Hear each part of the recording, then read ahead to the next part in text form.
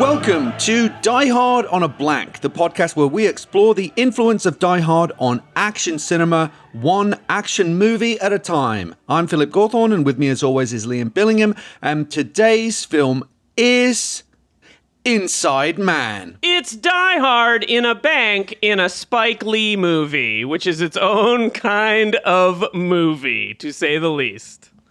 I'm so excited about this. This is such a cool, great movie. There is, on face value, you might be thinking, not really an action movie, but it is definitely chock full of Die Hard DNA. And to break it down, Liam, you've brought in a very special guest, have you not? We have the perfect guest, in my opinion, for today's episode. At this point, my old friend, Randy. I think we can say we're old friends because it's been well over a decade. Randy Wilkins. Randy, thanks for being here.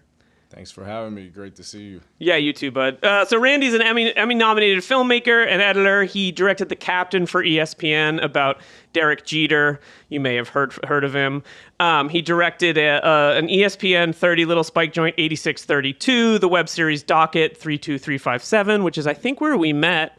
As well as editing She's Gotta Have It for Netflix, The Sweet Blood of Jesus, Rodney King, and I only found this out after I asked you to do the show, which is kind of crazy, serving as an editorial intern for Inside Man. So Randy has a relationship with Spike. He studied with him. And in my mind, the most important thing is that you are a lifelong New Yorker, and in my opinion, one of the preeminent lifelong New Yorkers I've ever met. So, there's no one better to talk about a really special New York movie than you. So I'm glad you're here. Thank you. I appreciate it. I very, very, very much appreciate the compliment of being a preeminent New Yorker. So thank you. One of the greats. So this is exciting. Well, I would love to start, Randy, with telling us a little bit, just setting the table here. Could you tell us a little bit about your relationship with Spike Lee and where this all began, and just kind of put this in a little context for us, if you would be so kind. I'm trying to figure out the right starting point. So essentially, to cut some of this story down, I was working as a filmmaker in residence at my alma mater, my undergrad alma mater, Franklin and Marshall College in Lancaster. And at that time, the school had a very large grant for people that were exceptional figures in their respective fields. So that particular year that I was in this position at the school, they invited Spike. Spike was the recipient of this grant and this award for the school. So he was basically there for about 2 days, but it was split over a couple months because he was in production for She Hate Me.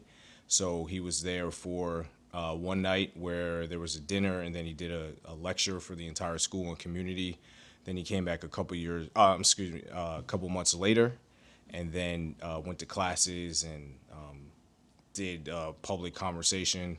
And he had this whole crazy schedule. And at the dinner, I met him. I had given him a documentary that I had done, just, once in a lifetime opportunity. Let me just take my shot.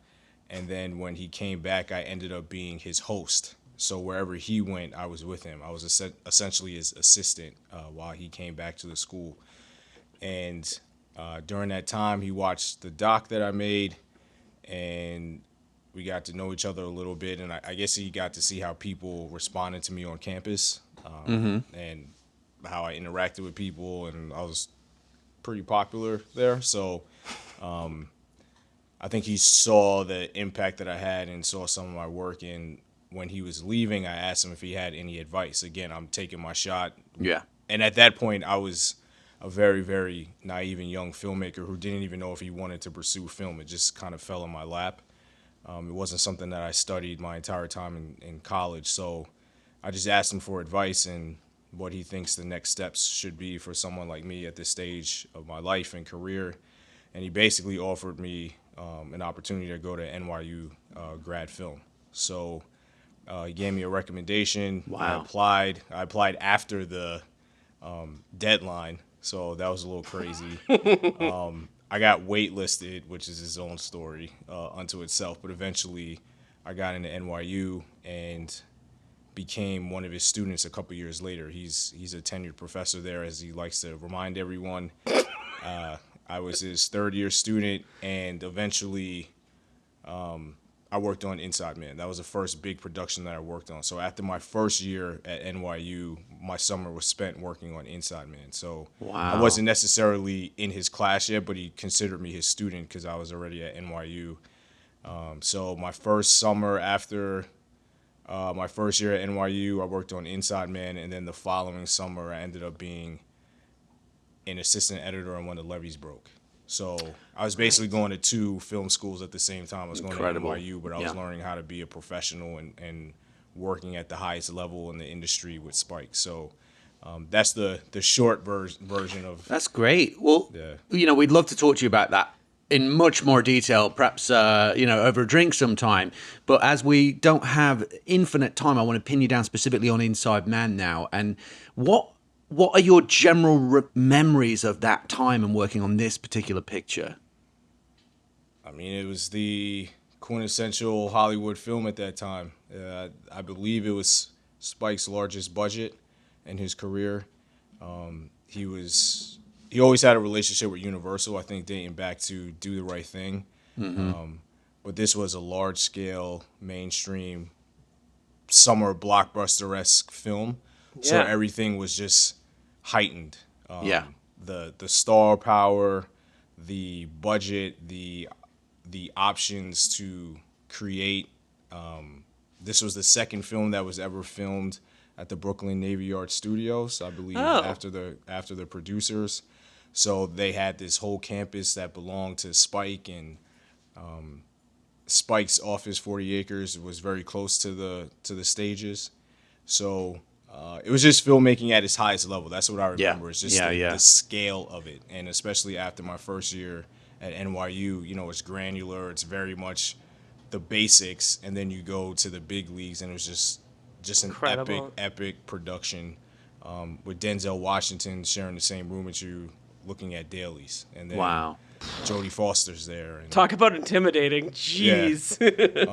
I wasn't really intimidated. I felt like I belonged there. I felt like I had earned that spot. So Well, yeah. it was just a great learning experience. And one thing that really stood out to me and still stands out to me is just the seamlessness and efficiency of production, and how everybody was great at their job, and how things that are difficult for a lot of filmmakers was smooth, very easy. There was always an answer, and it was a well-oiled machine, just in terms of the level of production and expertise to execute things, just the highest level. So those are the things that I remember immediately. Yeah, That's it's kind pretty- of amazing because, and I really like this movie, and it was probably my 4th time watching it for this, and I kind of forgot that, in some ways, it's kind of a hang movie. There's just Yeah. people in rooms talking to each other, so even though it's, an action movie with, incredible production value in every way, you're also just it's just Spike Lee in a room with Willem Dafoe. Denzel Washington in a room with Willem Dafoe, and then Clive Owen talking to a kid who's playing a Grand Theft Auto ripoff. It's a really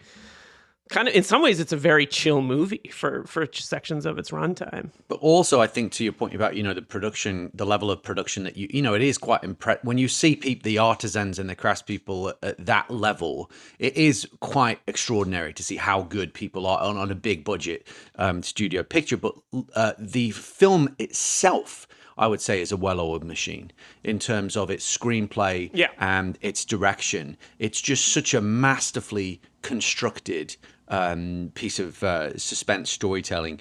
But let's get we've got a lot to cover, and it's going to be fantastic to get your individual and unique vantage point on this film.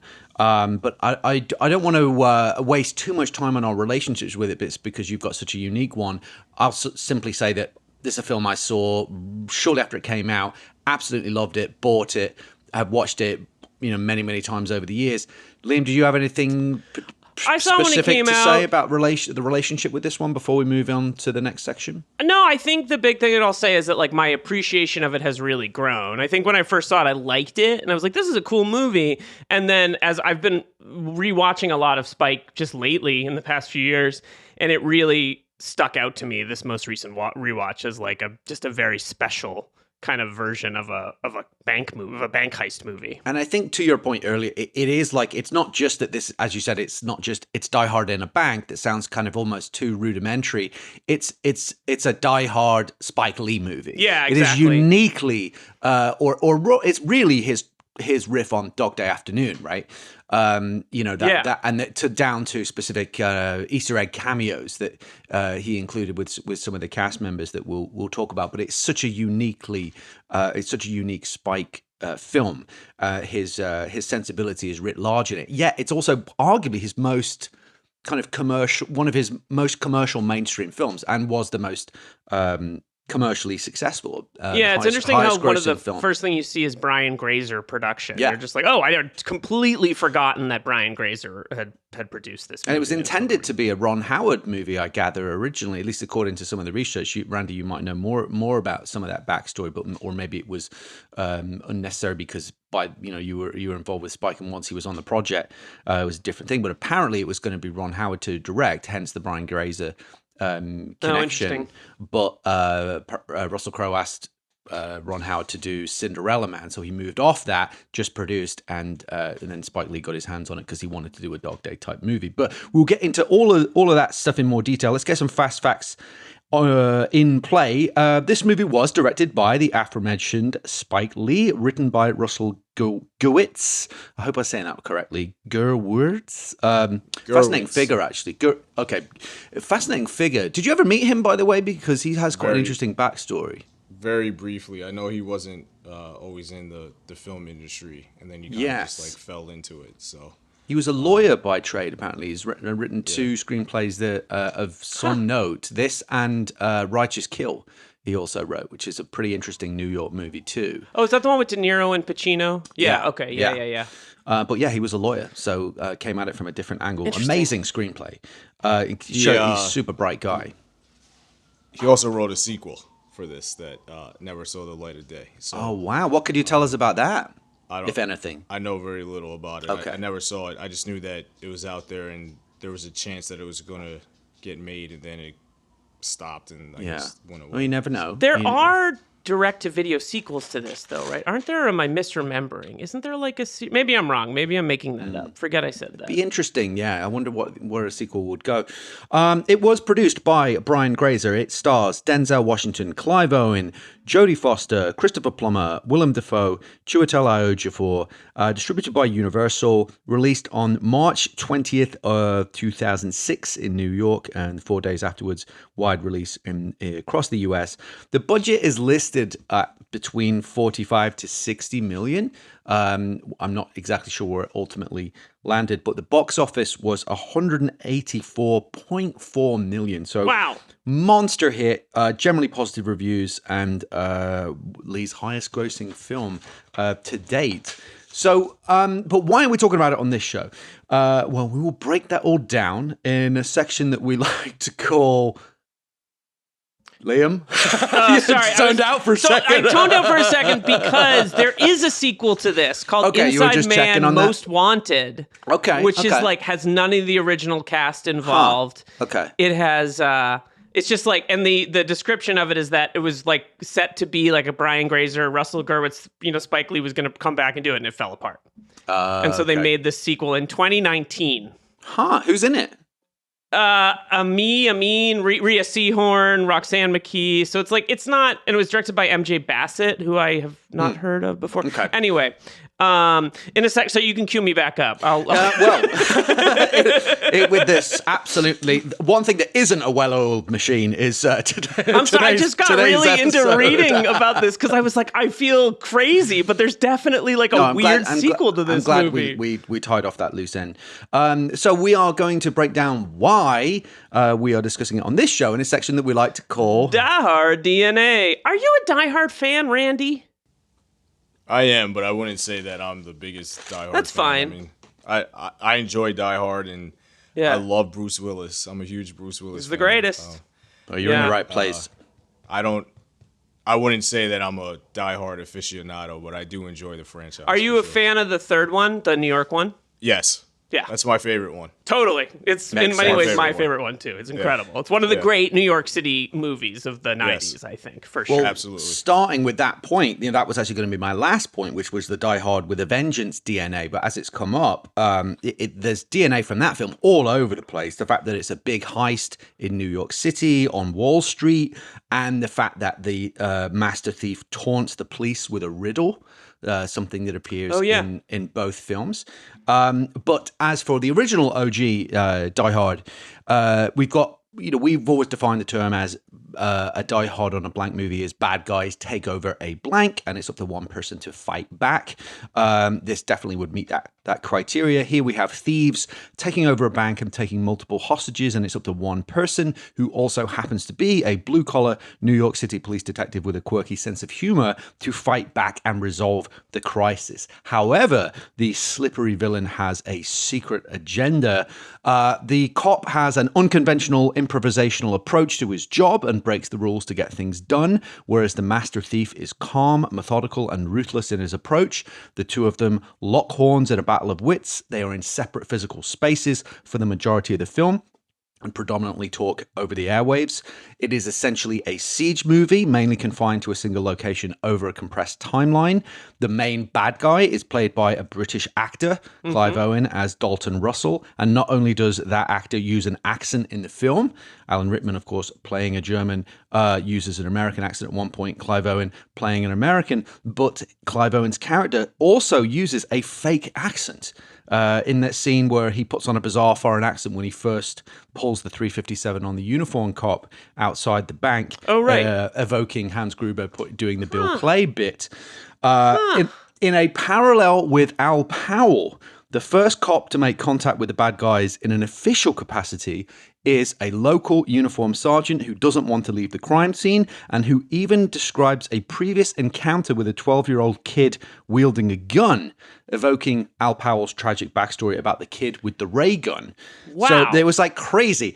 The themes of class and socioeconomics are highly pertinent in both films that we will talk about in more detail. There is specific dialogue that is very similar. At one point, Jodie Foster's character says, "The sooner you stop being my problem and you start being my solution, the better off you'll be," which evokes John McClane's dialogue to Dwayne T. Robinson. "If you're not part of the solution, you're part of the problem. Quit being part of the problem, put the other guy back on." And finally, both films reference other movies and media. Die Hard references various westerns, Rambo and Arnold Schwarzenegger. Inside Man references Dog Day Afternoon, Serpico, The Godfather, action movies, and violent video games. But yeah, there's the AK-47 comment about if you've Exactly. ever seen like a decent 90s action movie, right? Exactly. Which is true. Like, I know what an AK-47 is because I watched action movies in the 90s, for sure. Absolutely. So those were, did you guys have anything to add, or should we take a quick break and then hit our main section? No? That's pretty extensive coverage of the relationship between Die Hard and Inside Man. Okay. That was well done because I never made the connection between the two films until right now. Excellent. Excellent. All right. Very Well, we will dig into all this in a bit more detail after this very quick break. And we're back with our main section of the show where we explore the tenets. We live in a twilight world. And there are no friends at dusk of an action motion picture, starting with the premise. So because this is a little bit more complicated than surface value, I'm just going to lay this one out, and then I'm going to kick it over to you guys for a more detailed discussion about some of the themes and some of the things that might be going on in this film beyond the obvious, particularly as it pertains to the kind of uber themes of Spike Lee's oeuvre and his enduring fascinations through his storytelling and filmmaking. But first of all, the premise is as follows for Inside Man. When calculating master thief Dalton Russell, Clive Owen puts in motion what he claims is the perfect robbery and takes multiple hostages inside a Wall Street bank, eccentric NYPD detective Keith Frazier, Denzel Washington, is assigned to lead the hostage negotiations. However, the fragile situation is complicated yet further when the enigmatic high-level fixer Madeleine White, Jodie Foster, is tasked by the bank's owner Arthur Case, Christopher Plummer, to retrieve a mysterious artifact located inside a safe deposit box. So in order to save the hostages and defuse the crisis, Detective Frazier must navigate a complex spider's web of hidden agendas, misdirection, and politics, both inside and outside the besieged bank, as well as locking horns with the calm, calculating villain who appears to be much smarter than anyone else involved, including himself. So, well done. That's what is going on in terms of the plot. But I'm going to offer this up as simply as I can put it. Beyond the actual events of the plot, what's this film about? Ooh. Would you like to start, Liam or Randy? Do you have an immediate kind of take on like what's going on in this film in terms of the thematics beyond just the superficial events of the actual story?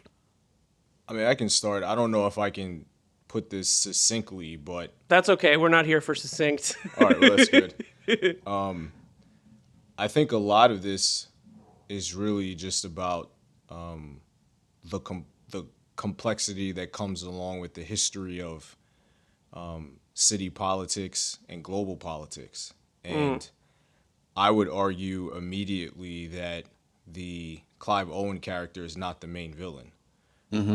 And the thing that I find fascinating and great about this film is the amount of layers that are here. Like, on the surface, it's a heist film.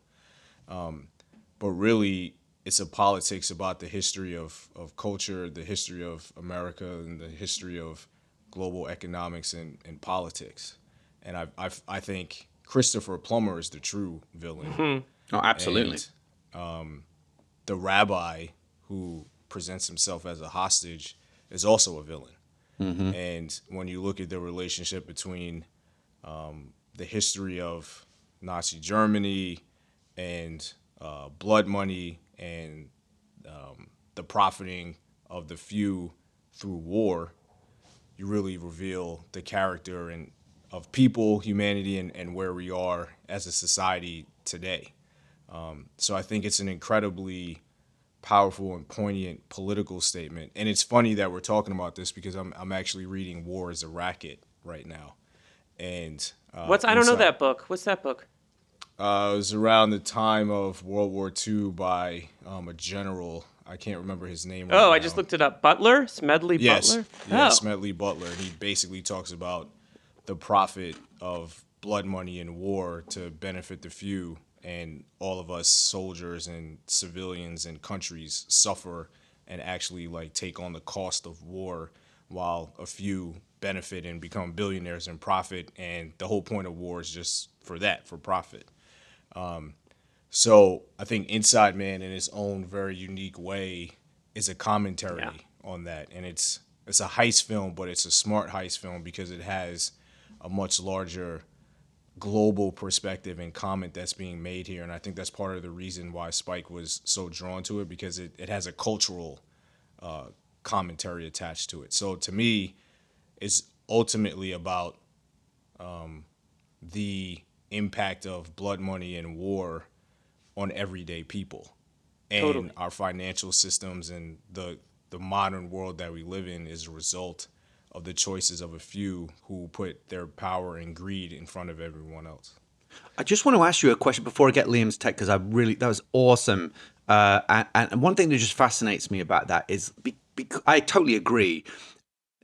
In working with Spike, does he that level of thought that this is actually a study, this obviously, as you say, surface level, it's a heist film, but it's also sort of a microcosm or biopsy of New York City, and then even bigger than that, zooming out, it's about the history of all of these issues of socioeconomics and war for profit and all of those things. Does he actually talk in those terms when he's maybe talking to cast and crew about that level of depth, or is it more sort of that's just self-evident? I'd be really interested to know if he actually talks about that type of stuff on the kind of on the daily.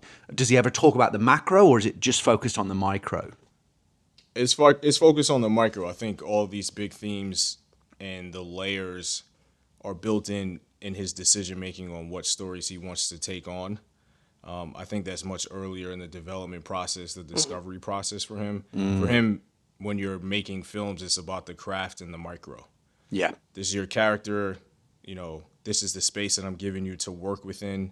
As an actor, we rehearse it, we discuss your character, some of the immediate themes, but the large macro global view, I think people either get it or they don't get it. I think that's discovery that people that are watching it, making it, etc., will figure out. If they don't, then they're focused more just on the micro. But in terms of the actual process and the craft and the filmmaking aspect of it, he doesn't get large scale like that. It's very much, we're making a film. This is the craft aspect of it. This is how we're trying to deliver the scene or this moment. This is where I'm putting the camera, things like that. It's very much filmmaking like anyone else. But I think when you're speaking about the larger scale stuff, he has already identified that before you get into production and then talks about it after because it's the final product. It makes sense. It reminds me of just the conversation we've had many times on the show about the difference, and Liam brought this idea to my attention of the difference between termite art and white elephant art, and how to me this I would say is a great example of termite art in the sense of it focuses on almost the 6 inches in front of your face, but even in doing so, it nonetheless elucidates this incredibly wider tapestry about a city. Yeah. So it's just it's such an amazingly sophisticated film, and it's hard to imagine. Although I think Ron Howard has made tough crime thrillers like Ransom, this just feels so uniquely Spike Lee's sensibility. Yet at the same time, it's such a perfectly executed heist film. But anyway, Liam, I want to get your kind of big picture thoughts on this one because it is so layered. Yeah, I mean, I totally agree with Randy, and I think to add to it, I think Spike, like very few other artists, understands the interconnectedness of New York City from its wealthy to its poorest citizens. And there's one scene that has many layers to it, which is the scene when they're talking to the Sikh in the cafe, and he's like, "You guys walk all over my rights, and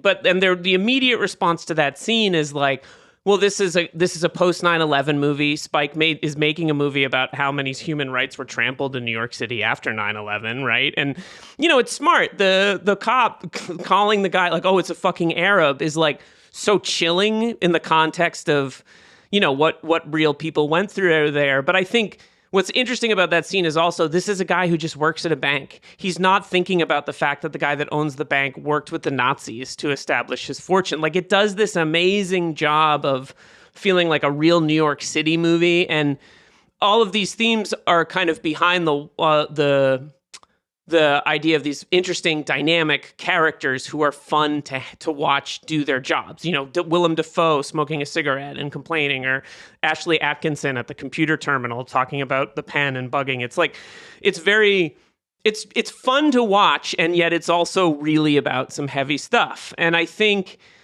to Randy's point, one thing that stood out to me in this rewatch is that there's 2 Hamlet references in this movie. One is really at the beginning when Clive Owen goes, yes, "Therein lies the rub." And then later in the film, Clive Owen is talking to Jodie Foster when they're standing at the teller window. And he sort of early on in the scene implies, like, "I know who you're here for. I know why you're here." And Jodie Foster says the line, "Murder will out," which is a line from Hamlet. And the reason that I bring it up is one of the things I think that's interesting about this movie is that it's sort of about, like, Randy, you said earlier, like, the villain in this movie is not Clive Owen. In fact, Clive Owen is kind of one of the heroes of the movie in a weird way. But the real villain is Christopher Plummer's character, whose behavior is revealed to be quite repugnant over the course of the film. And like, that feels very Hamlet to me in the sense that it's like there's some kind of original sin or something terrible. My dad used to say to me, behind every success story is what did he say? Behind every success story is a crime. Mm-hmm. That was like a quote that was said in my house a lot as a kid with heavy parenting. But yeah, I mean, it was true. Like, that kind of like thinking about, all these people are successful because there's this really strong chance they did something terrible. And the choice to have Christopher Plummer be this like, "No, I'm a philanthropist. I'm like a good liberal. I'm doing good things in the world." And so it's very smart, and it's also, even though it's timeless, it's ahead of its time, because now we're a lot of the things that we're talking about with this movie, war profiteering, are happening like literally right now, and I think that literally right now, so it feels to me incredibly timely and like very like, I don't know if the word's literate, but like it's a very smart, multi-layered portrayal of this stuff. Yeah, absolutely, and it's just such an amazing example of yet it still feels incredibly sort of taut, tight. It's unbelievably suspenseful. It doesn't lose any of its momentum to explore these things. They're all just embedded. They're all just sprinkled into the stew in such a sophisticated, natural way. And there's also the other thing that sort of struck me on this viewing as well was like there's so much like casual racism. Even the Willem Dafoe character is like uses the term raghead at one point in a totally throwaway context. Of course, as you mentioned, is a sort of post 9/11. But then there's the sergeant, the uniformed sergeant, and Denzel Washington's character even has to tell him to. He literally says, "Can you tone down the racial commentary?" Really good. He's great in it. Yeah. He's been in a few Spike films, that guy. You just totally buy him as a New York cop. So the way that he just takes, I guess, this kind of the melting pot of New York City and he explores all of that, but it speaks to these, this all sort of tip of the iceberg about decade old issues or even longer. I just think it's such an amazing piece of filmmaking. He's also kind of still exploring it, right, with Highest to Lowest, which is kind of an interesting riff on the Kurosawa film. But Denzel Washington plays this really successful record executive, looking sort of down on the city. It still seems like a preoccupations of Spike's, and that's one thing I wanted to say is that like. Randy, you mentioned you worked on When the Levees Break, and obviously he makes all these documentaries too. I feel like Spike is always like. Almost every one of his movies, I was rewatching Malcolm X the other night to prep for this, just because I hadn't seen it in a while, and God, that movie, incredible. Anyways, his movies all feel like essay films. It feels like he's always making some kind of sociological or cultural point, even when it's embedded in a heist film, or it's Black Klansman, and it's like kind of at times like a buddy movie, right? Like there's always this like, I mean, literally, Black Klansman has the sequence with the Griffith film, right, where he's kind of like commenting on film. Like that's one of my favorite things about watching a Spike Lee film is that you feel like you're being, at times, provoked and pushed to think about whatever he's interested in you thinking about, and you're still watching like generally funny, engaging, entertaining. You feel movies. Smarter for having watched it as well, I find, with most of his film. You feel educated and entertained at the same time, and it's sort of done with such a in this film, some of his films maybe a bit more direct, issue-driven films that might be more of a polemic. But in this film, it's just done with such a light touch that it's just. I just love this movie. I think it's such a sophisticated piece of work on every level. The other thing I thought was worth noting, because this has come up quite a lot, is, and you touched on it, is the fact that it starts essentially with a Brechtian technique of Dalton Russell, completely out of context of the events of the film, literally talking direct to camera and saying, this is who I am, this is what I'm doing. That has no context on and that could not be in the film. It is purely a Brechtian technique.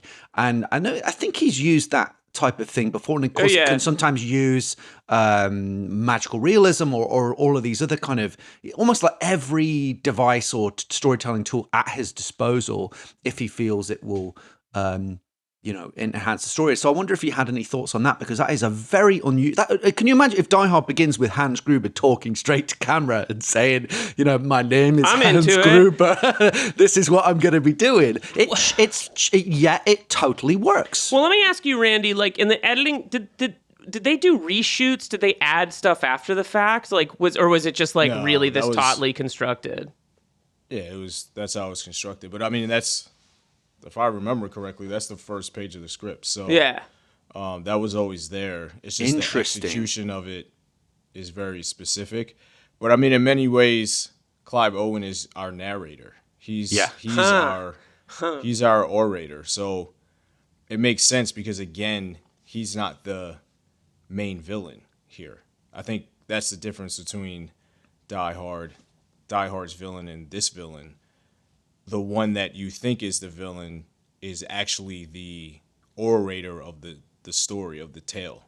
And they don't lean on that device a lot, but it tells you right away that this is a tale of X, Y, and Z, and I'm going to have this unfold for you. So then when you get to the end and he walks Never away, thought about it like that, yeah. his telling of the story is done, and now we're in the epilogue, essentially. So when everybody starts to figure out like exactly who's behind all of this and whose role was what, and Denzel figuring out, Christopher Plummer's role in all of this and why Jodie Foster was a part of it. So I always looked at it as Clive Owen was our guide throughout the entire story, and he's active in it, obviously, but it's not necessarily his story. He's telling a much larger story here, and he's a piece of it, but he's not the one that's totally driving it here. So he has in my opinion, he has a very unique and specific niche part of this story where he's clearly the active front-facing bad guy, but he doesn't really do anything bad. Yeah. Like, he there's threatens some nothing- people, but that's kind of Right. it. Well, let's talk about the whole thing is a charade, essentially. How much So it's money a did lot they of smoke and steal? mirrors. They steal the diamonds. They steal the diamonds, just- right? it's What just I'm the saying. diamonds, Yeah, what you forget basically, isn't about. it? God, it's so smart. It's Which amazing. Which is intentional. So when you look at it, everything is smoke and mirrors, moving people to different rooms, the gas cans, the gun, but like never actually like pulling the trigger or like even cocking the hammer back. Like they don't do anything that's like very The fake violent. murder. Yeah. So he's not a violent person.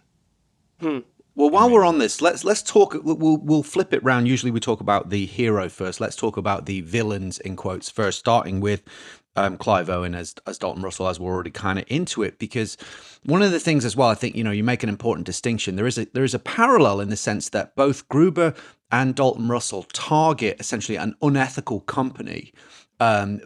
With Gruber, it sort of initially appears to be like under the guise of a political intent. He wants to expose what the Nakatomi Corporation have been doing. But really, ultimately, the difference is Gruber's genuinely evil and a sociopath because his plan was to get the hostages on the roof and then blow them all up and use that to mask his escape. So ultimately, he doesn't have any altruistic intent whatsoever, or even political intent. The difference with, as you point out, with Dalton Russell is it's a deeply political act, and it almost feels like I'm going to cream a little off for myself, but I'm going to screw over and expose what this man has done. And as you mentioned, the sort of dark deeds that this whole bank, this whole financial institution has been built on war crimes, so it's and you say he's not really the villain. And by the end of it, you're like, you kind of love him. You're rooting for Clive. Well, you kind of love him. You kind of love him Yeah, throughout, you I do. think. Yeah. But what it's a really interesting, I think, quite unique spin on the kind of master thief, archetype. I wondered if you have any additional thoughts, Liam, maybe about this character and this performance. I mean, I just think Clive is great, right? This is like primo Clive time, right? He's like, his career is incredible, and he's so good in the movie. I mean, beyond that, no, I think it's impressive. I think also one of my favorite scenes in the movie is the scene with the little kid in the vault. Oh, like, it's I great. love, it's like this, Randy, you pointed this out. It's like an unraveling mystery as you watch this movie. You're like, why are they putting everyone in the same clothes? Why are they putting them in masks? Why are they having a hostage pretend to be one of the bank robbers at one point? And then it all kind of stops and slows down for this scene with this kid. It's amazing. And the kid's playing the video game, and he's like, I gotta talk to your dad about this game. Yeah. Like, it's a very funny, kind of like adorably paternal moment in the movie. And that's kind of when you're kind of like, wait, there's something else going on with this guy. He's not like a sociopath. He's sort of a regular person. And I just think that Clive manages to like bring a humanity to it, even though he's kind of playing this guy that you think is an asshole, essentially. But by the end of it, you're like, oh no, I want this guy to get, like, I love that he slips Denzel the diamond. And it ends with Denzel pulling it out of his pocket. And it's one of those things where, like, you could see a sequel to this. I would watch Denzel play this part like I would watch him do Devil in the Blue Dress sequels like 5-6 times. Like, let's make more. Let's, give him their relationship. I love The Equalizer, so cool. but I want franchise sequels to these movies, please. Like, I would really, really like. I would have loved to have seen him play this character again. The other thing I wanted to flag about this, why I think it's such a skillful performance from Clive Owen, is the skill of mask work. We touched on this in another film, I forget which one it was, but the skill of being a riveting actor when all of your tools are taken away from you because you're behind a mask. There are obviously scenes when he's not masked, but during a lot of key scenes where he faces down Denzel Washington, he's still able to convey and be one, who the character is, which is incredibly calm, which is incredibly like in control, and whether it's sort of menacing, but he's not really kind of like a tough guy as such. It's just that he's just so smart, and he just exudes that. And it reminded me of a good recent example, and I won't spoil the movie, but the recent Running Man also features a villain. The character is called McCone, played by Lee Pace, who is in almost identical mask the entire film, and does the same thing of managing to be absolutely mesmerizing when you can't even see his face. It's a really underestimated skill, I think, as an actor. And I think, Clive Owen, the run he was on in this time, Closer, Children of Men, Duplicity, which is a film which I think is fantastic. That's kind of pretty slept on movie that I think is great. I'm a huge, he's been huge in the UK for a long time and was a big, broke through in television. But I love him in this. I wondered, do you have any other thoughts on this one, Randy, before we move on to our real villain? Is there anything else you want to say about Clive Owen as Dalton Russell? No, I think he's great. I think he's fantastic. I also think the thing that makes him, what makes him work so well with the mask and the hood and the glasses is that the character is in control. Mm-hmm. So in a situation like that, and many times you think that as a bank robber that's just keeping people hostage, it's normally played, or the character is written as, a psycho who's very emotional and not in control and unpredictable, and he's the total opposite of that. So I think that actually works to his advantage in the performance because he doesn't have to be animated. The fact that he's in control is the chilling part of it. So it's easier for him to convey it in some ways because he doesn't have to be so across the spectrum of emotion or like physical acting because he's supposed to be the mastermind. So he's comfortable with his plan. He's smarter than everybody. He's cerebral. So he can play more cerebral than animated, I guess, or physical.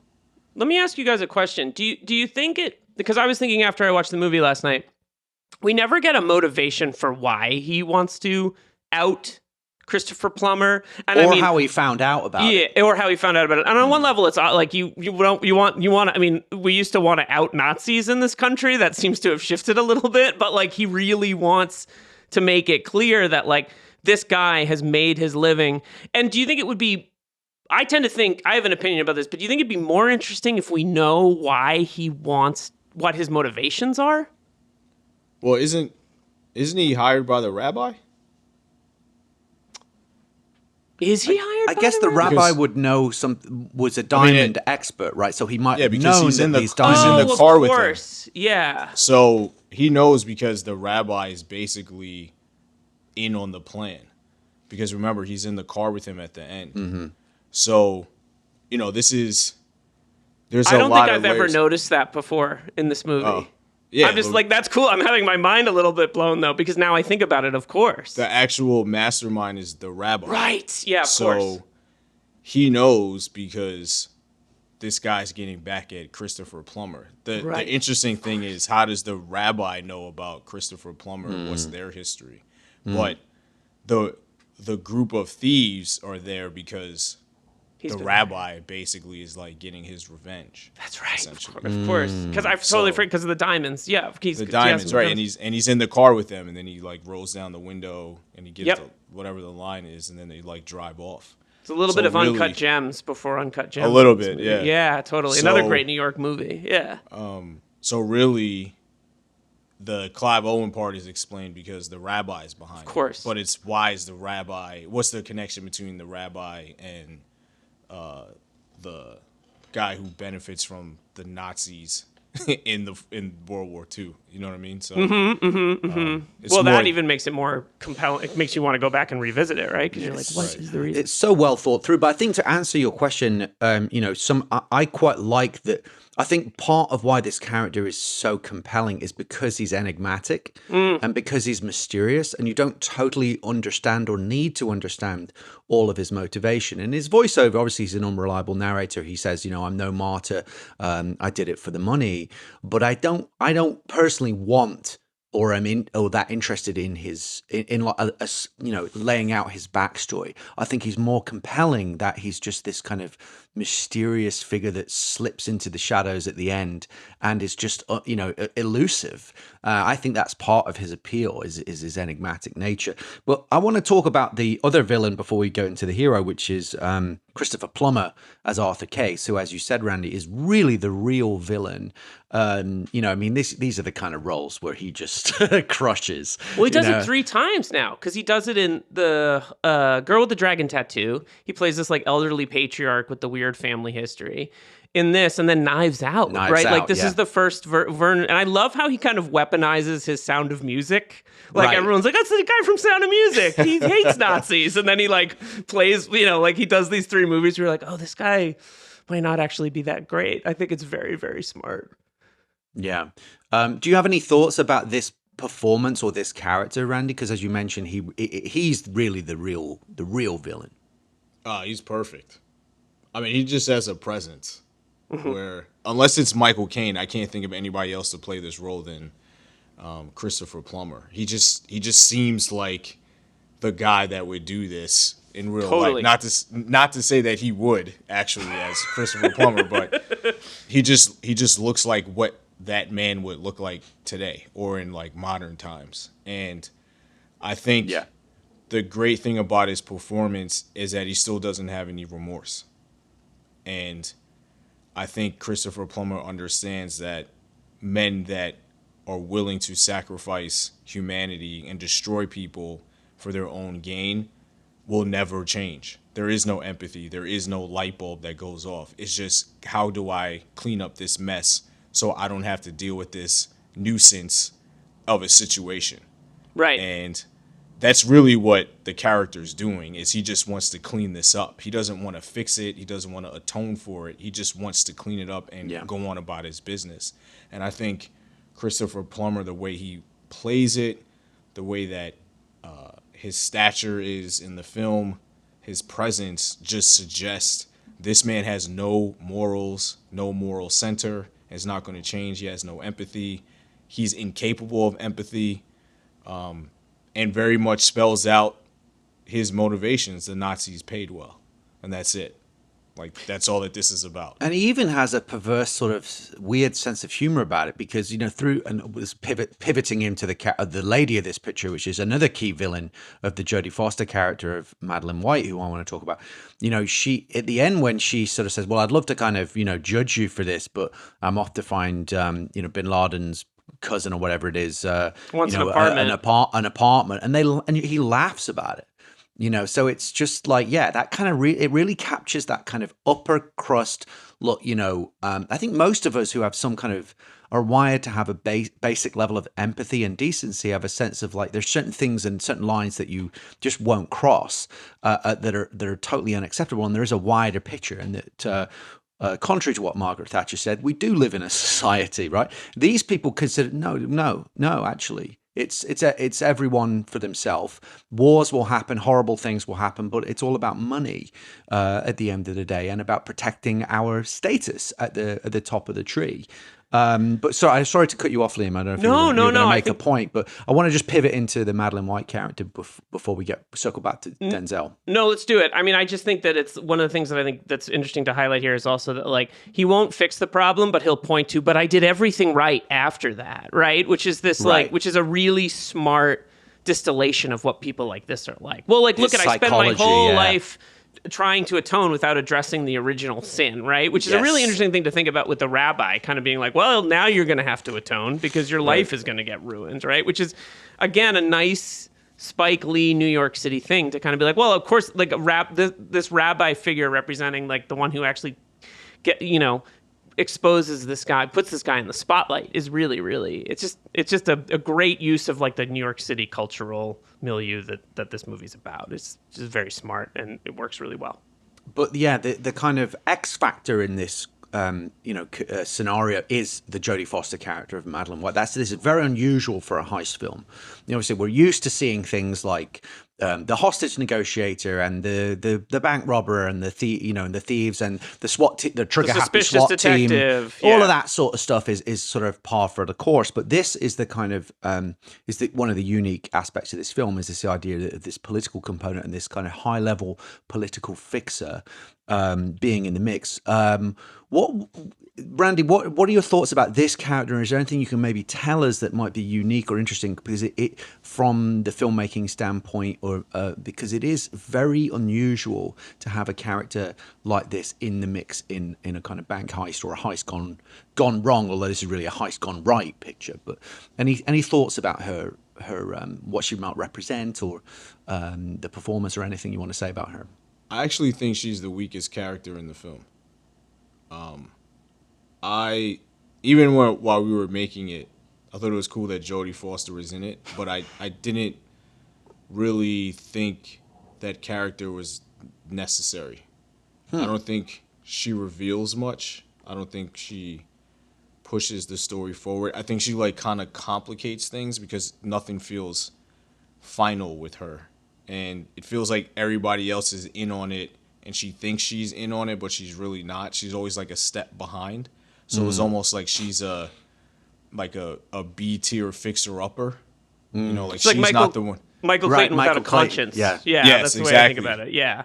I think she's constantly playing catch-up, but it doesn't feel like a story intention or like a character intention. It just feels like it feels like her arc doesn't really have movement.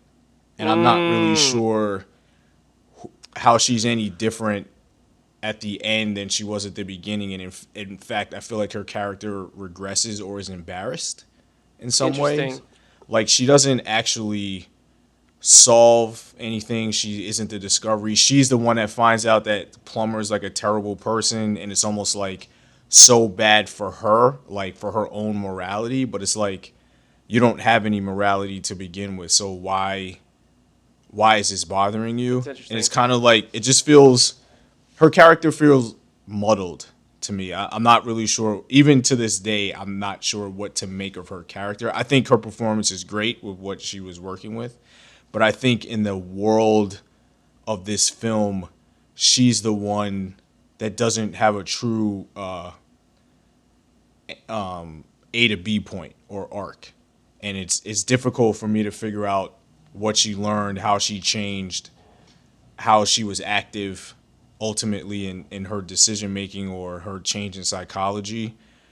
Because I don't think that she's redeemable at the end either. I think she's certainly just like, not. Yeah, I agree with that. A couple of thoughts there, because I think some of the reviews also were along similar lines and kind of pointed that out. So I think it's very, very valid. I think from my humble opinion, what I do like about it, one is, to your point, like, yeah, ultimately, there is only so much you can do, and even Clive Owen's character eventually calls her out on it, and because she's trying to offer all these things, and then he's eventually like, well, what? But how can you help me, considering I clearly know more than you do, and I've planned this to perfection. And great she realizes line that reading. So great, yeah. And I won't try and replicate it because he's so good. But also, what I like about it is that her character is like a conduit into the levers that really control the city, and I like that it opens up this other plot, because then she has to go to the mayor, and you realize, and she's sort of got him over a barrel over something that we don't know about, and he talks about handing out markers and favors and all of these kind of things, and you sort of see how these things really work, and she offers to accelerate Denzel Washington's career, or kill it, or get him on the front of the New York Times, and all of these things. So I do like that it within the context of the film, it does allow us to sort of see a wider world that's going on that isn't necessarily seen boots on the ground. But I think to your point is valid, that her as a character, I don't think isn't totally dimensionalized, and is pretty one note as just a real nasty piece of work. Yeah, I would just say, to add to that, I think Jodie Foster is like a fucking movie star, and like I love watching her on camera, always. And like she shows up and you're like, oh my god, and like she just has it.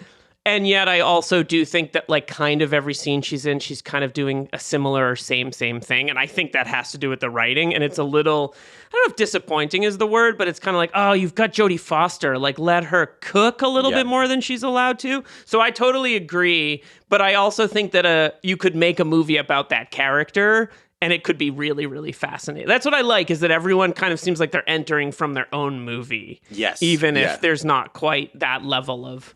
She doesn't have quite that arc that you would want. Right, to have. and I think that character needs his own movie for that character to actually work. Because even though she's pulling the levers, the question is to what end in this film, in this story. Mm-hmm. Yeah, I agree. Like, she's pulling levers, but ultimately you're like, well, who cares? This doesn't amount to anything.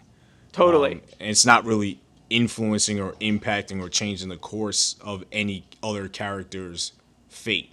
Yeah, right. Ultimately, there's a limit to what she can achieve, because he is smarter than all of them, Dalton Russell. Well, and he's there for the reason that she's there. So she becomes rendered moot. So you mean looking for this, like, basically? Yeah. The way he witheringly is like, you lost. Like, it's already over. Get out of here. Get out of here. Exactly. Like, totally. Like, I'm playing 6 moves ahead of where you think you are. Well, and he's thought it through. That's what's so cool about it. Clive's figured it out. It's awesome. But he also has the inside track. Like, he already was told before he got there what this was about. She doesn't know. Yeah, that's true. Yes. So that's the other thing about this. She's pulling levers and trying to do things, but she's in the dark. Mm-hmm. Like, she doesn't know until the end. Clive Owen is there because he already knows what this is about. That's why the plan is perfect, because they know everything already. So, well, as we've talked about some of the villains, I want to just circle back and talk about the hero, because Denzel Washington as Detective First Grade. Denzel Washington? That's his name? Keith Frazier. I think of this as one of his more sleazy characters. Denzel has played a lot of cops and federal agents. We're going to talk about him in our next movie, actually, where he plays an ATF agent. He's played many type of agency roles in cops and many of his films. Of course, he's done a wide body of work, but that was probably at least 10 where he's played cops or agents of some kind. So what I wanted to sort of start with, what delineates him in this, because it is quite unique and very vivid and quite memorable character. What distinguishes this character from the myriad other cops and agents that he's played in many other similar films for you guys? He doesn't have confidence. He's Interesting. He's not assured. He has a very real threat to his livelihood hovering over this. Mm-hmm. He's not trusted by his colleagues. He's very vulnerable because the character is in a very vulnerable period in his life. He's not trusted to lead this operation. There's a lot of distrust from those around him. There are people undermining him. He's totally the underdog while being sleazy at the same time, but also trying to do the right thing and try to be a good cop and try to do the right thing. But he's totally undermined throughout this film, and he's questioned. In all the other films, Denzel Washington as a cop is never questioned. Yeah. He's the guy, know.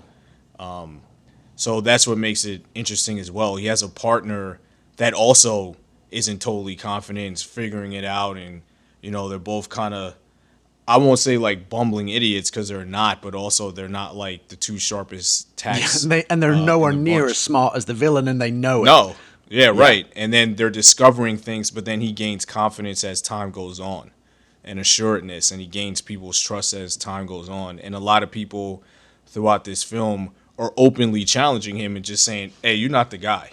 Like, why are you here? Yeah. You're not capable of pulling off this investigation, this operation." Defoe is openly defying him and questioning him and saying, I should be the one that's doing it. And he's just a very vulnerable character that lacks confidence, which is something you don't really see with Denzel, because that's like the total opposite of who he is. Well, he always has confidence as an actor for obvious reasons. Like he exudes that thing that Denzel has. It's interesting because I watched his Macbeth last week. I hadn't seen it before, and like it's crazy to watch a Shakespeare performance where like half the actors are Royal Shakespeare Company, and Denzel is just blowing them all off the screen because he's such an amazing actor, and he's the one who's kind of like giving the language the most like relatable zhuzh. Like he really makes, I can read that stuff and understand it pretty well, but I think when he speaks, you're like, holy crap. Like, I understand every word this guy is saying. It's despite the poetry of the language, but he's also playing like a kind of cowardly character at the beginning of Macbeth, right? So it's sort of the parallel with this. I do agree that he's kind of like, he lacks the confidence, but like there's just so much like, again, the movie star meter is off the chart in this movie, obviously, with like some of the best. And so I just find the character so watchable, and it's so satisfying at the end when he gets detective first grade and he's back with his lady, and then he pulls the diamond out. And like, I don't know, I love the movies, most of the movies he's made with Spike, and I think Spike brings out something else in Denzel that nobody else really gets access to as a director. Yeah. Let's move on. We could talk about Denzel's character and work, much like we've discussed Ricochet in the past, where he's a very different character, similarly sort of back-footed, but usually I think, he's more virtuous and confident, but in this he's very much off his game. There's that amazing line which will come up in a subsequent section, which really puts all that into context. But in the interest of time, moving on to a couple of our other tenets before we get into the awards. As an action film, this isn't really a typical action film, but we rank our films on an action level. There are several sequences that involve action: the initial seizure of the bank, the inevitable raid of the bank. But one of in terms of it being one of the things I think is most interesting, and this has appeared in other Spike Lee films, most notably, I'm sure there's many other examples you can cite, but the one that springs to mind is the ending of the 25th Hour, where this idea of imagined outcomes that aren't reality. Oh yeah, because there's a whole sequence where they're discussing the tactical nightmare of doing a raid because of the geography and various other situations, and it actually imagines what might happen, and you see these. There's one particularly amazing sequence where they're machine gunning somebody, and the money and the cash in the vault is all kind of kicking up, and it's very visually spectacular. Clive Owen, I think, yeah. But I think that's such a brilliant. You rarely see that technique, but I know Spike has used it more than once, and it's very true, I think, to human psychology, especially in a fear-based situation where this is the thing I'm afraid of happening, or if it's a moment of choice, a decision-making moment where you can, this is, if I do X, this is sort of imagined fantasy of what the outcome may be, good or bad. So I just thought that was worth noting, because I don't recall that ever coming up in any of the previous 70 other films, and I think it's just another example of his storytelling brilliance. Again, I don't know if that was in the script, maybe it was, but I don't know if you have any thoughts on that, because I think it's a really interesting technique. I don't believe it was in the script, from what I remember. Some of that stuff reminds me of Paid in Full. Especially the scene with Wood Harris in the dry cleaners, and the money's raining down when he decides that he's going to get into the drug game and he's going to change his life. I haven't thought about that in so long. Yeah. And it's something that myself as a director I would love to do in my own work. And I think it's such an effective storytelling device because it immediately and outwardly visually presents the person's psyche.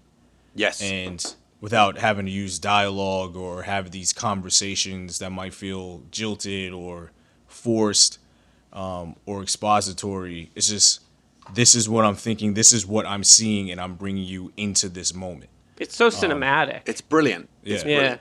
Yeah.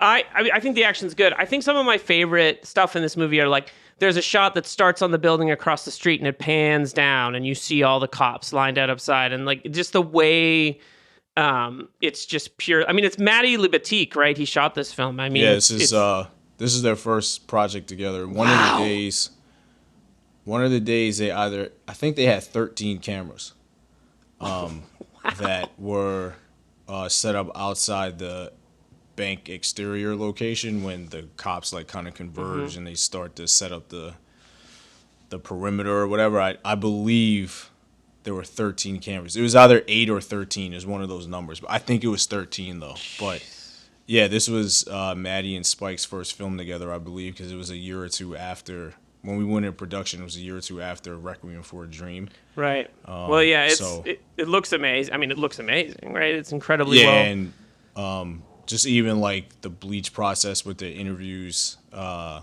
interrogation interviews, and how there's a difference in feel and look for different rounds of the interrogations.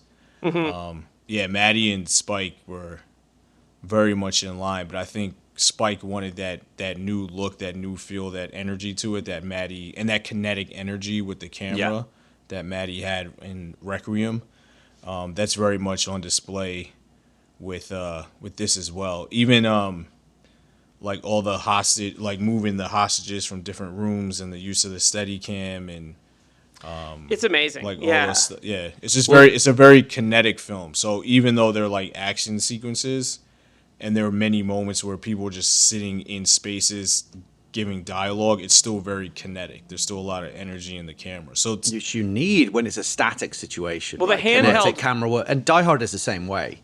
Yeah, you know, and the handheld stuff outside the bank, work. I think, is amazing. I think it's like so.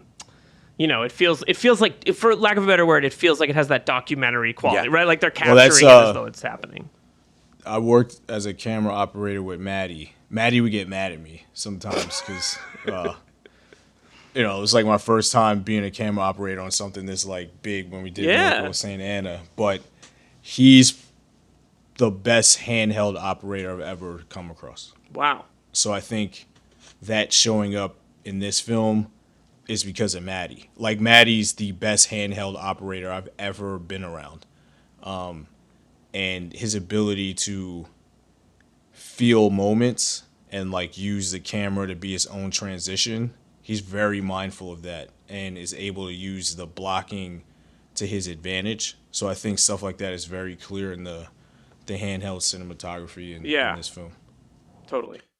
Well, we are running a little short on time, so I want to sort of move into our awards as quickly as possible. Our last tenet is the humor section. So, don't know if you have any favorite moments, because this is actually quite a funny film.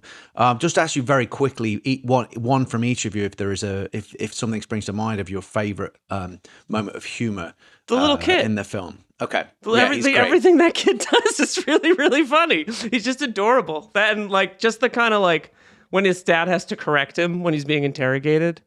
Like, I love that aspect of it. And Dafoe. I think Dafoe is actually weirdly funny in this movie because he's just so like such a weird Willem Dafoe part. The scene with the Sikh in the diner was all improv. Really?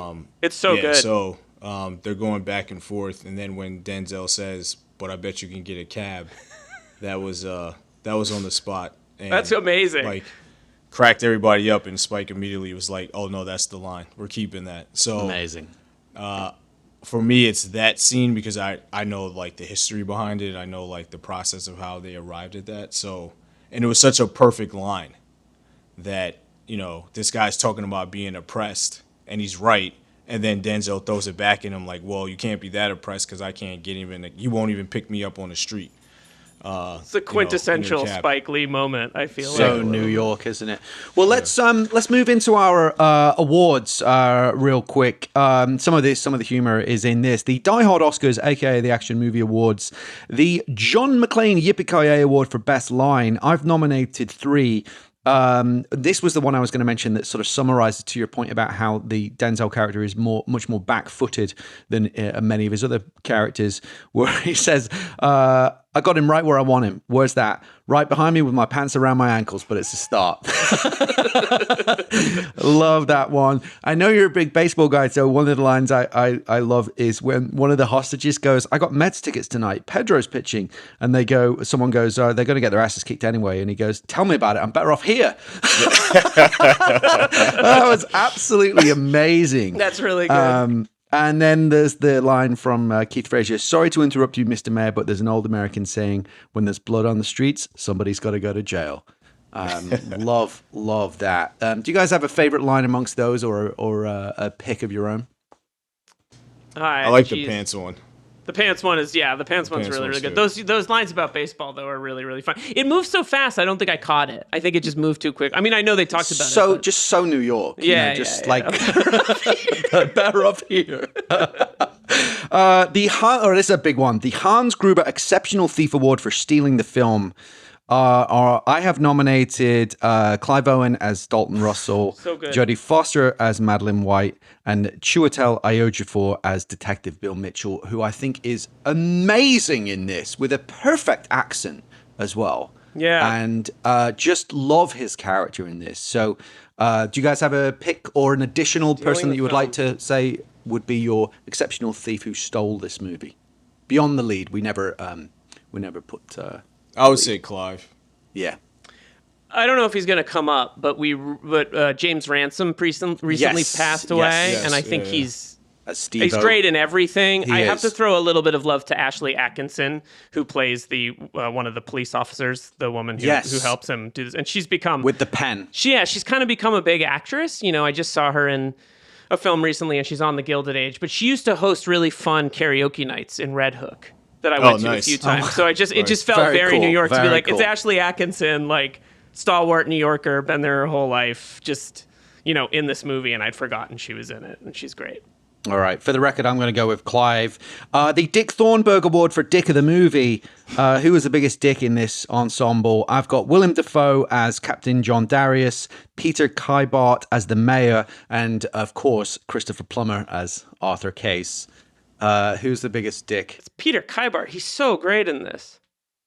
What the fuck do you want? Yeah, he's great. He's like, oh, you want to put on a tux and give you, what the fuck do you want when the door's closed? Yeah, you really buy him as like a bastard New York politician. He's also one of the great, this guy's in this movie. Mm-hmm. Like, I love that aspect of it. I'd say Dafoe. Yeah. It's such a weird Dafoe part. He's so kind of strangely cast in it. Yeah. It's like he's too big for that part. But he's so good at the same time. But he makes it so interesting because he can't help but be really interesting because it's Willem Dafoe. Yeah. One of the greats. Do you see that clip of someone asking him on the street, like, what's your name? And he's like, Willem. Yeah. And the guy's like, what are you doing? He's like, I'm an actor. Yeah. Like, come on, guy. He's just living in Rome wearing Prada. The guy you've seen, he's in every movie. Give me a break. I think that this is one of those moments where it's just two very famous artists, and they're just like, hey, let's just do something together. Totally. I have this role. Yep. Do you want to do it? It's actually going to come up in a subsequent section if we have time for it. So we're going to skip Best Death because incredibly, for a film that is all suspense and tension and the threat of violence, there are no deaths in this film. Mm-hmm. What an achievement.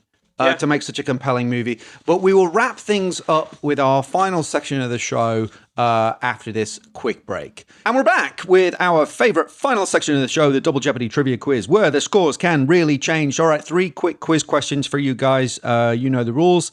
You can phone a friend, aka you can radio Al Powell and get 1 clue, and you can work together. Question number 1. Willem Dafoe appeared alongside Bruce Willis in the ensemble cast of which 2019 neo-noir thriller, also set in New York?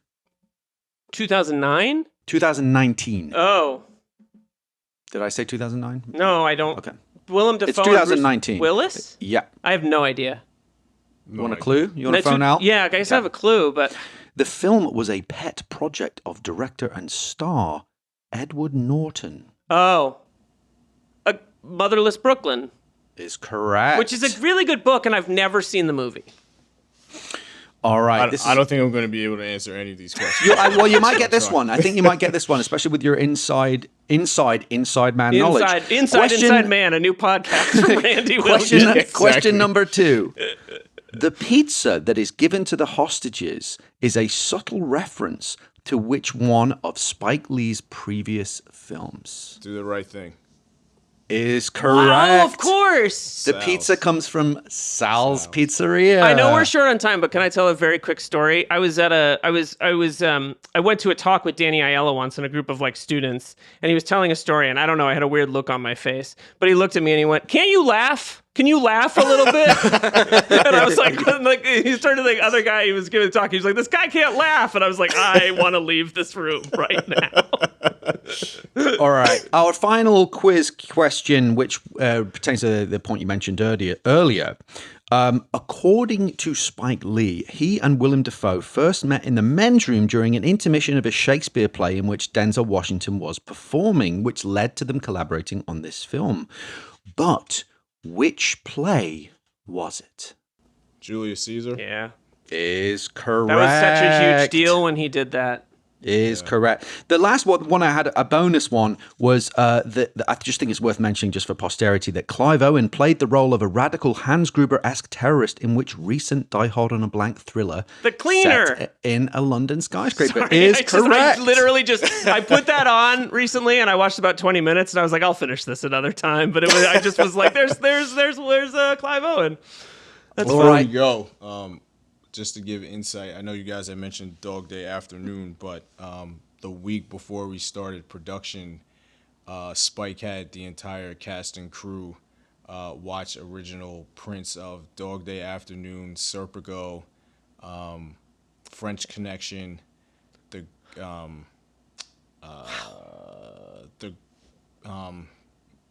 not The Graduate, the film with Dustin Hoffman when he's like running all the time, like the Marathon Man, that one, and there was one other film that I can't remember, but it was basically all of his inspirations. It's basically based not just Dog Day Afternoon, but like great 70 crime thrillers. That was his reference. So he had all of us like every night for the amazing prior to production. We all got together and watched these like prints. It was That is amazing. Is that just in the Navy Yard, like at a screening room? No, this was in I think it was the Disney room or one of the studio rooms. Okay. They had private screenings and they had in their vault all the original prints. So that was like our bonding experience. The other thing too is you were asking like our experience with this film and my experience with this film. We had a party every week. Like hell yeah. There was so much money that we literally had a party to wrap every week of production. It was amazing. We were just That like sounds happy incredible. days. And I was like, is this how this works? Yeah. Happy days. Great. Well, thank you so much for lending us all your thanks, insight Randy. and expertise. Where, before we let you go, where can people find you on your work? That's a great question now. I have to like update my website, but it's pamsun.com. The Captain is on ESPN Plus and Apple TV, I believe. I'm all over the place. You have a podcast about baseball on Patreon, Oh, I do, right? yeah. If you're a Yankees fan, I have a Patreon podcast with Chris Kirshner, who's the Yankees beat reporter for The Athletic. It's called Views from 314 Feet. And my Twitter, if people are still on that hellscape, is Pamsun, PAMSSON. But yeah, I mean, it's not that hard to find me. I'm somewhere. Awesome. Well, And thank you have so that much. Dear Spike episode Yeah, on Apple if Apple folks want to TV. watch that too, which is really great. Thanks, Randy. This was awesome. Yeah, thanks for having me. It's great to speak with you guys. Yeah, dude. Take care. Thank you. Thank you so much to Well, Randy. start again because I cut Sorry. and yeah. Well, thank you so much to Randy for lending us his incredible inside scoop on this great movie. Inside man. Amazing.